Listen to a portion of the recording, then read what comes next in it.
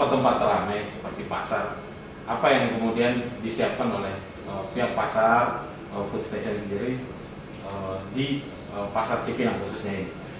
Implementasinya seperti apa? Baik, terima kasih teman-teman dari Berita Satu. Kita informasikan sebenarnya Pak Gubernur, Pak Anies Baswedan itu sudah memerintahkan kami di BUMD Pangan DKI untuk mempersiapkan kondisi-kondisi, even kondisi terburuk menghadapi COVID-19 ini.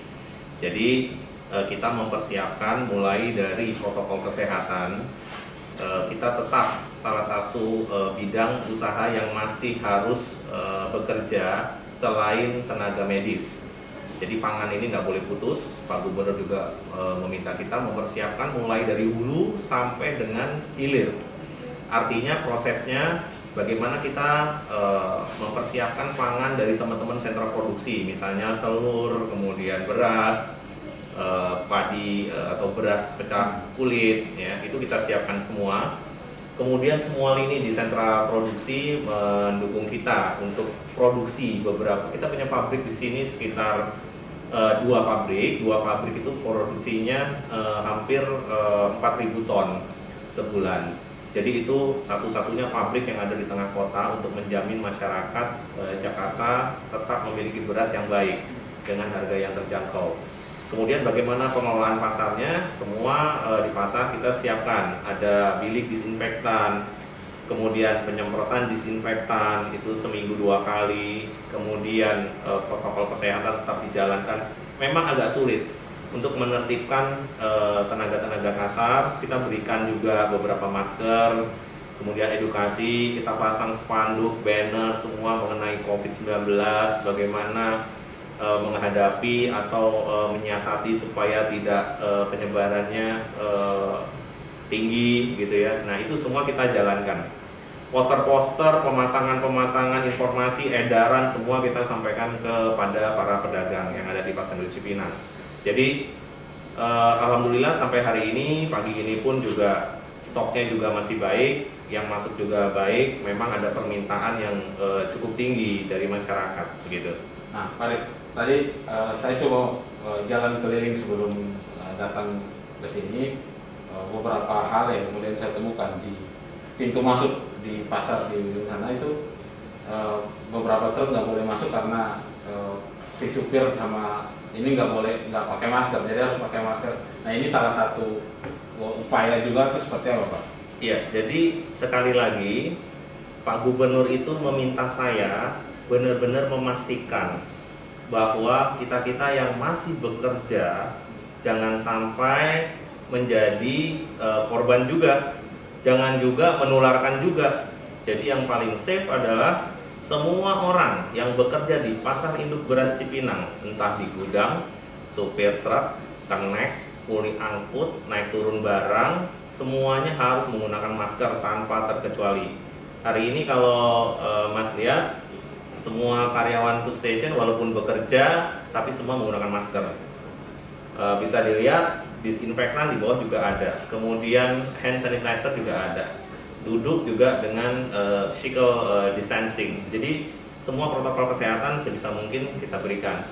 Jangan lupa karyawan yang ada pun kita berikan vitamin di sini. Kemudian kita berikan free makan siang di sini.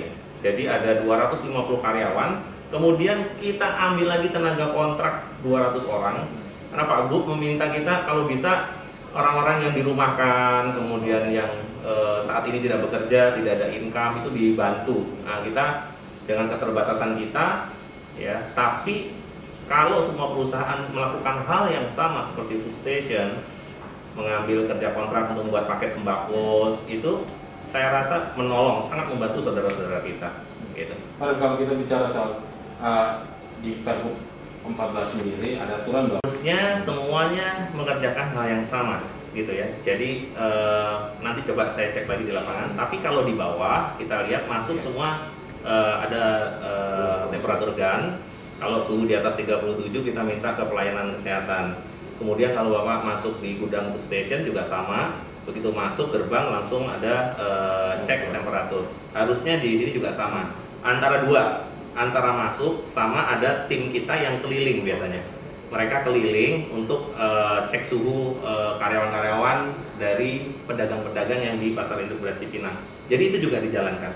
Iya. Nah Pak Arif, seberapa tahukah pedagang maupun pembeli yang ada di sini terkait dengan penyuluhan yang kemudian diberikan ini, bahwa kita harus pakai masker, bahwa kondisi sekarang adalah seperti ini?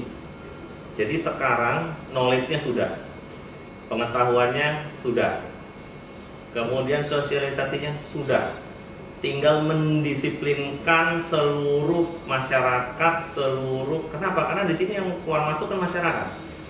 Mendisiplinkan seluruh orang yang keluar masuk di Pasar Induk Beras Cipinang menggunakan masker.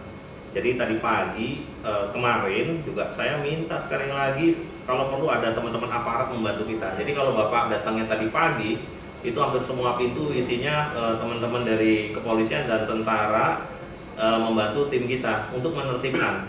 Dan kita mau pastikan Pasar Induk Cipinang itu menjalankan protokol kesehatan. Yeah. Nah Pak, untuk penyemprotan disinfektan sendiri ada, tadi Bapak sempat menyinggung bahwa ada berkala dua kali dalam seminggu. Nah ini sejauh ini seperti apa Pak? Jadi kami nggak bisa menyemprot di hari kerja. Jadi hari kerja tetapi after office hour. Jadi biasanya sore hari mereka keliling untuk semprot disinfektan, atau pagi-pagi sebelum memulai aktivitas. Jadi biasanya habis subuh itu keliling untuk disinfektan. Iya. Nah, apa yang kemudian masih menjadi kendala Pak? Kalau kita lihat dalam implementasi dari PSBB ini sendiri di Pasar Cipinang sendiri, yang mungkin masih menjadi hampir sama di seluruh wilayah, disiplin. Jadi pengetahuannya sudah, tadi informasinya sudah, equipmentnya sudah, alatnya sudah punya, tinggal disiplin. Nah, disiplin ketika masuk tertib, tapi pas ketika di dalam mungkin panas gerah atau apa? Betul, betul. Memang karena kita kan kerjanya di lapangan, jadi memang panas, memang kondisinya di lapangan seperti itu. Tapi apapun, kalau ini harus dijalankan. Ada lagi tambahan Pak Arif? Ya, jadi kita semua berdoa mudah-mudahan pandemi COVID-19 ini bisa cepat berlalu. Kemudian Pasar Induk Beras Cipinang ini, teman-teman kita ini jihad di bidang pangan. Jadi kalau teman-teman kita di bidang kesehatan, tenaga medis saat ini sedang berjuang, ya kita doakan semoga diberi kekuatan. Kemudian untuk teman-teman di pangan ini nggak kalah pentingnya. Jadi kalau ini stop, ya amit-amit nih, jangan sampai ini stop ya. Kalau ini stop akan bahaya sekali. Jadi saya kemarin dengan Menteri Pertanian, Menteri Perdagangan, kemudian dengan Bapak Kabar Eskrim, kemudian Pak Gubernur juga memastikan bahwa suplai dari sentra produksi di daerah sentra produksi itu tidak boleh terganggu sama sekali sampai ke daerah konsumsi seperti Jakarta. Jadi yang dikarantina itu adalah orangnya, bukan logistiknya, bukan makanannya, bukan APD-nya. Nah, ini semua alhamdulillah sampai hari ini pengiriman telur, pengiriman beras semua masih baik. Ya, kita berdoa bersama mudah-mudahan segera berlalu. Terima kasih. Terima kasih Pak Arif.